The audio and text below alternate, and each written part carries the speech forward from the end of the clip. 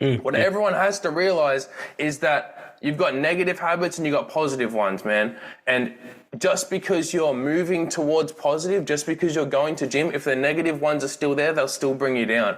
So whilst gym might build your confidence, if you're participating in habits, drinking, drugs, even smoking cigarettes, eating shit, whatever it is, if you're still participating in them negative things, they bring down your level of self-worth. They bring down your confidence. They bring down your frequency. So Awe Genge, this is Mental Metals, hosted by Asego Toto.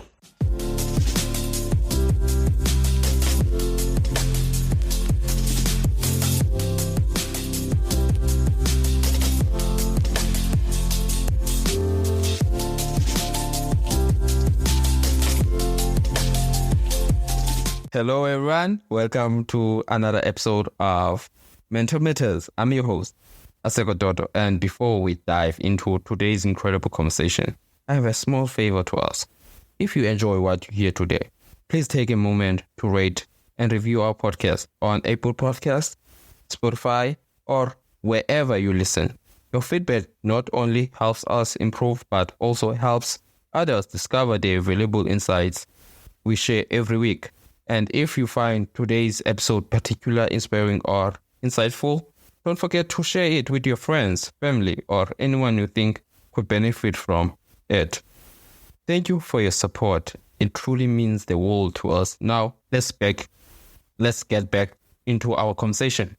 And for sure, I didn't actually know it was Suicide Awareness Month this month, but for sure, man, people struggle mentally. The biggest thing is like you just have to do something. It's either you pick the easy option, you go to drinking, you go to drugs and all that kind of stuff, and you pay the price later on, or you go the hard route with personal development, gym, reading, books, all that kind of stuff, and you get something great down the road. I've done both, man. I've been an alcoholic, I've been a coke addict, and trust me, the gym and all that kind of stuff is the way to go. I was very lucky at 17, I got introduced to the gym and kind of opened me up to using that as an outlet to get rid of, you know, all the negative self-talk, to build confidence within yourself. You really need all that stuff. So for sure, man, I'm so happy to be here. Yeah. And also I found by mistake that it was Suicide Awareness Month, and I feel like these kind of things are actually there are not a lot of information about, and also I feel like self-advocacy plays a huge role in such things. So without further ado, I would like us to actually get into our conversation. And one thing that I realize is the fact that alcohol has seen as a norm, something that's quite normal. If you drink, it's fine. Yeah, man, especially here in Australia too. Yeah. And it's also massive here in Australia. And also in the United Kingdom, it's something that it's big, where especially Ireland, the Irish side, because alcohol is something normal. And also here in South Africa, it's quite a conversation that we, as much as we are not ready to have, but it's a necessity that we have this conversation, because so that we can actually confront ourselves and confront people that actually take decisions for ourselves, for us. For example, when it comes to drugs, if you could compare drugs and alcohol, they do the same thing, but one is socially accepted, one isn't. It's something that I want to get into. So, as I've said, to start things off, how did this, in terms of how did the early introduction to alcohol impact your relationship with alcohol in general? Well, in Australia, we drink like super young, right? Like it's not legal to drink until you're 18 years old, but 15, 16, usually everyone starts drinking around fires and stuff like that. It's very like slippery slope, because you learn that instead of building confidence and building being able to talk to people and building all these things within yourself, you kind of lean on the bottle and lean on being drunk to try to like bring you up to the point where now you can talk to girls, now you can have fun, now you can be happy, instead of learning how to cultivate that within yourself other ways. So yeah, for me, we started drinking super young around fires and all that kind of stuff, just as like a fun thing. But then, you know, life shits on you later on, and the only way you know how to move through it is just to lean on the bottle, and you keep going back there instead of having it within yourself and having the tools to be better. And I really agree with you. And as guys, we had this perception that when we're young, when we have first interactions with women, and it becomes hard. So alcohol boosts that confidence of saying, oh, you know what? Let me take a glass of beer and a glass of bottle and just drink, and I will gain my confidence. And it's something that... Liquid courage for a reason, right? Yeah. And it's something myself also did. And something that I saw about myself is the fact that the more I drank, the more I realized that I'm not drinking because I'm having fun. I'm drinking the fact that I don't have anything else to do. And I feel like my self-awareness really played a huge role in that, in terms of actually noticing the surroundings around me and actually realizing that this thing isn't worth it. So, to your case, what was that point of actually realizing that it was bad for me? It was bad for you to actually have excess of alcohol? Bro, I think I was like 22 or something like that. At this point, I'd lost like the girl I was with, I lost my job, the house, all that kind of stuff. I went through massive change through COVID. So then I had to move back home, and I started leaning on the bottle hard as then, like you said, just as something to do. Even though I was working full time, I was still drinking every night. I remember, I think Boxing Day of 2022, or I think, no, actually 2020, I think it was. Boxing Day of 2020, I was sitting on my own, just pack of cigarettes, drinks, and I might have had some Coke as well. And just like messaging people, you know, when you get drunk and lonely, you're just like acting like an idiot. And then it kind of hit me that like you kind of just feel like ashamed of yourself, because all this stuff that you're saying, all this stuff, even in person, whether it's in person or texting, it's all fake. And then I kind of came to the realization that I didn't really know who the fuck I was without alcohol. You know, I wanted to build confidence. I wanted to have all these things that I was when I was drunk. Like, I was the life of the party when I was drunk. You made me sober, I wouldn't look you in the eyes. I wanted to be that life of the party, like, just all the time. And I had no idea how. So I was like, I know who I am when I'm drunk. I'm like life of the party, also a dumbass. But I didn't know who the fuck I was sober. So it was 2020 Boxing Day. I stopped drinking. I battled with cocaine after that. But 2020 Boxing Day, I think it was. And speaking about in terms of going back to 2020 and in terms of having this conversation around COVID-19, and COVID-19 really exposed a lot of things when it came to mental health, and it exposed addiction, it exposed anxiety, exposed depression, and at some point that people thought that they knew themselves, only to find out that, oh flip, you don't know yourself.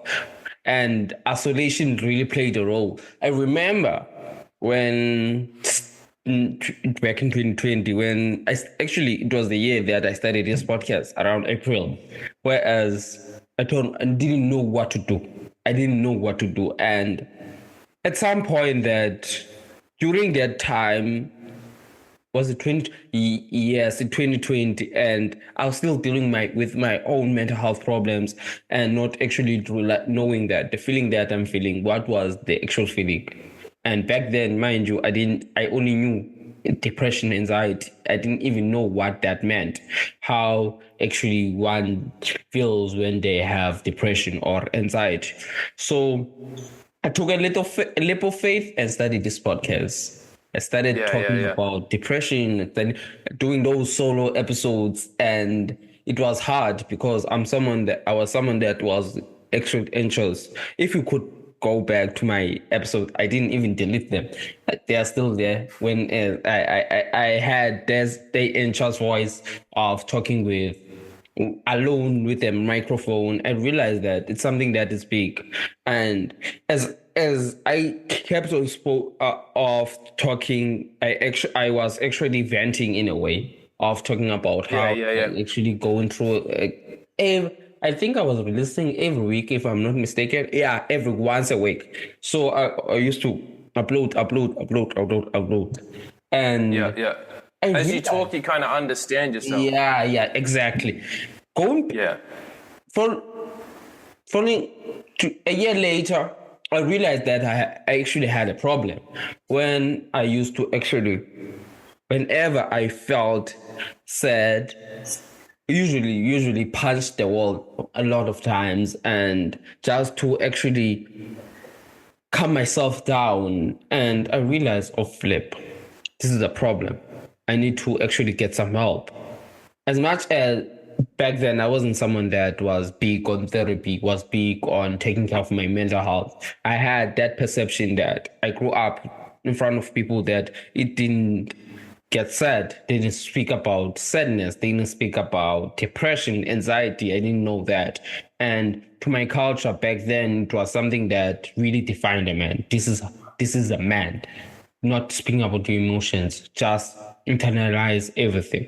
So, to what I'm trying to get at in terms of navigating my questions, that in a way of isolation, how did the isolation and uncertainty contribute to your struggles with addiction?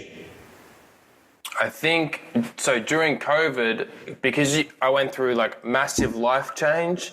When you go through massive life change or problems, that kind of triggers a cue to look back on your life, right? To figure out why the fuck you're going through so much pain, why you're going through all these problems, what got you here, what you did wrong, what you did right. It's only in those times of massive adversity, and I'm not talking like you crashed a car. I'm talking like everything goes to shit. My complete life changed. My friends groups, where I lived, everything changed. When that happens, you really look into yourself. And that causes all this self-awareness and all these questions. And you're kind of honest with yourself on where your flaws are and that. So through massive adversity becomes inner reflection, and the inner reflection gives you an honest truth of where you're a fuck up and where you're doing well. And honestly, I wasn't doing well in most places. So there was a lot of areas of improvement.